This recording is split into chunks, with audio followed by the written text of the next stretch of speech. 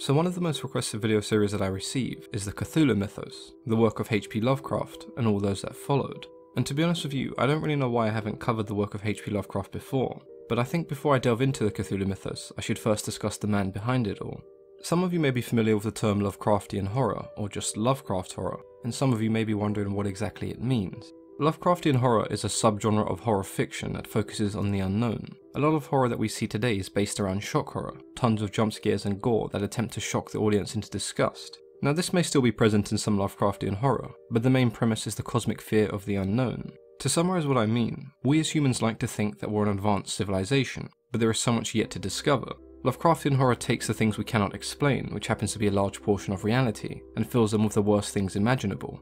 It plays around with the idea that there are things in our own universe that we cannot see, terrible things that we are blissfully unaware of. But what if there are creatures and monsters out there that are so huge that we appear as nothing more than a tiny speck?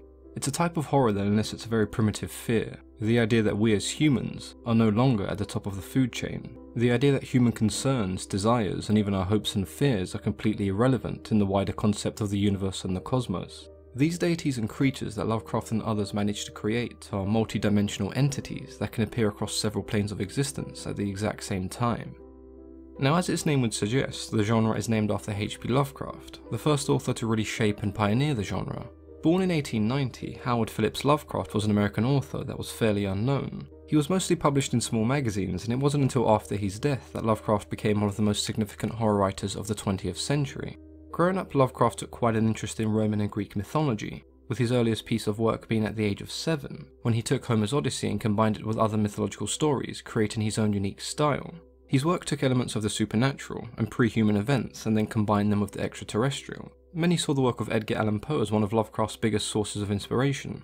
Over the years, the work of H.P. Lovecraft covered many themes, including superstition, religion, fate, forbidden knowledge, civilization under threat, the risk of a scientific era, and race, ethnicity, and class. But what made Lovecraft's work so recognizable was his use of cosmicism, the philosophy that what we consider as ordinary life is nothing more than a thin layer covering reality, a reality that is so alien and abstract to us that even attempting to understand it would drive an ordinary person insane. One of Lovecraft's most celebrated stories is the Call of Cthulhu, which follows an all-male cult that sacrifice women and children in the names of the gods they worship, the Great Old Ones. When members of this cult are eventually arrested, they find out that the cult awaits the return of the Great Cthulhu. Lovecraft wrote over 100 stories, but the Call of Cthulhu is the one that many consider to have started the obsession with Lovecraftian horror. Lovecraft actually never intended for Cthulhu to be pronounced the same way we pronounce it today. The author himself pronounced it Cthulhu, which definitely doesn't roll off the tongue the same way as Cthulhu does. The work of H.P. Lovecraft and the creatures and deities created by himself, his friends, and many of his fellow authors have influenced writers, directors, and game developers from all around the world. Some of the recent Lovecraft-inspired films include Cabin in the Woods and The Thing. Those of you who have played World of Warcraft or even Bloodborne would know that these are games that have Lovecraftian influences littered throughout them. Just like in the Call of Cthulhu, the actual mythos that surrounds the work of H.P. Lovecraft now has somewhat of a cult following. I know this video has been fairly short, but it was intended as a brief explanation of Lovecraftian horror and the man behind it all.